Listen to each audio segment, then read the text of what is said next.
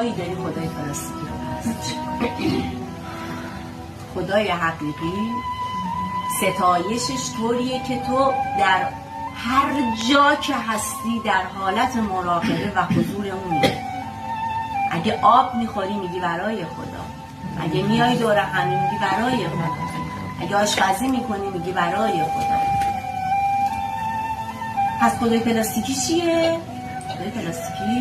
خدای پلاستیکی اون زمانیه که تو میری یه کاری رو انجام میدی ولی بوی معامله داره. خدا این کار انجام دادم اونو برام حلش کن. خدای فلان کار رو میکنم که تو 20 کار رو برای من انجام بدی. به همسایم عشق بدن تا بهم بده، به شوهرم عشق بدن تا دریافت کنم. میرم نماز میخونم، نماز و ابزارا مثال میزنم، میتونه مدیتیشن باشه، میتونه در خلوت نشستن باشه، مثال میزنم، نمیخوام زیر سوال ببرم چیزی.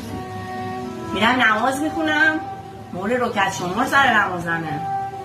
بابا اگه تو داری خدای حقیقی رو ستایش میکنی چرا یادت میره رکعت چندمی؟ چرا یادت میره داری چی میگی؟ چرا یادت میره قنوتو گفتی یا نگفتی؟ چرا یادت میره تو تشهد سلام گیر کردی یا نکردی؟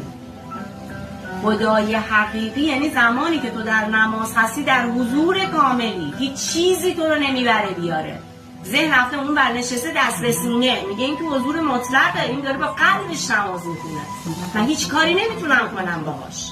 یعنی تو ذهن رو به تسلیم میرسونی زمانی که با قلبت داری خداوند رو ستایش میکنی.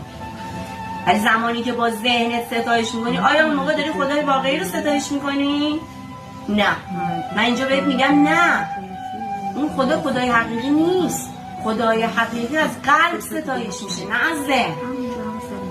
زمانی که من نمازم رو دارم میخونم، بعد نماز بلند میشم میرم دوباره گوشی رو برمیدارم، قضاوت غیبتم رو شروع میکنم، اون چه خداییه که هنوز روی من اثر نذاشته که من کنترل رو رفتار و زبون و چشم داشته باشم، رو گوشم داشته باشم. به راحتی میام قضاوت میکنم، به راحتی میام غیبت میکنم، به راحتی